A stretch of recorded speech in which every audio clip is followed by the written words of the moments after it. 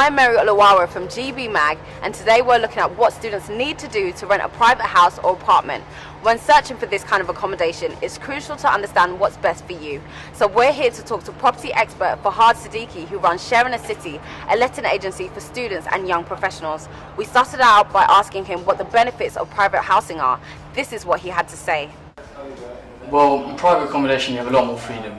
I'm sure a lot of you have experienced or are yet to experience the rules and regulations that are within all the residences. You're essentially at a school campus, so you are having to abide by the rules that they set. You don't have to sign in and sign out guests. You can have friends stay overnight.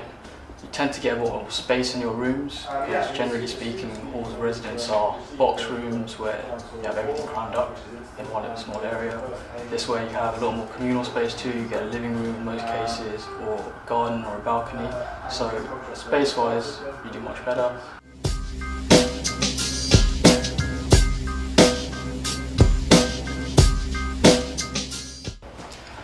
Well, one major one is the fact that you're responsible for your own bills. So you do need to be on top of that and make sure you liaise well with your housemates, whether they're friends or external people you're sharing with.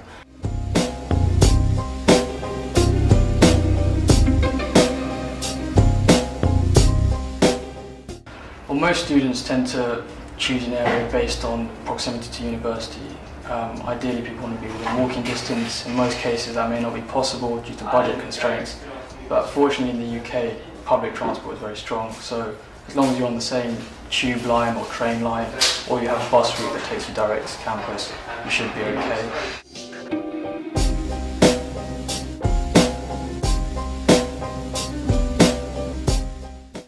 Well, most universities have a housing association on campus where you can go and inquire and see what things have been put up on notice boards. Other than that, the generic estate agent route is very common. You just go around expressing what your requirements are, and they go try and source you things to go and view. You select it based on that. There are web portals out there where you can also view the majority of things out on the private market.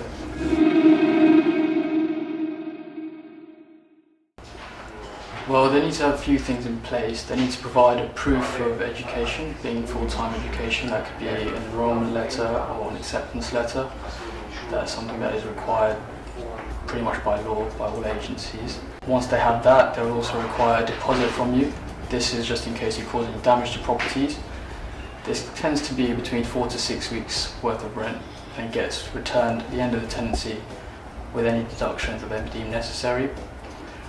Along with that, as a student, you need to have a UK-based guarantor, which tends to be a family member who is a homeowner within the UK, or you need to provide 6 months worth of rent in advance if you are a non-UK resident and you don't have a UK-based guarantor.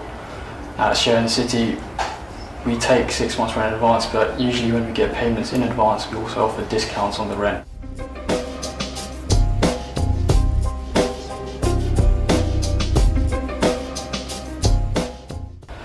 Generally speaking, no. You don't need to worry too much about it. As long as yourself and if you're moving in with friends are serious about taking a property, you do need to indicate that you are going to be sticking together and they're not going to have a dropout, so you can't afford a 3-bed because you're only going to end up with 2 people, so you're going to get a 2-bed.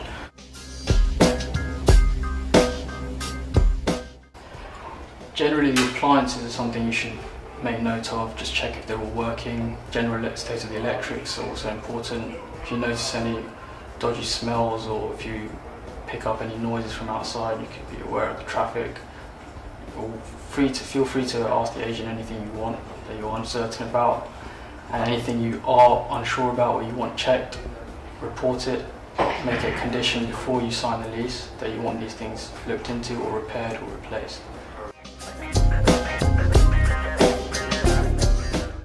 You should make sure that the lease is an AST, an assured short-hold tenancy.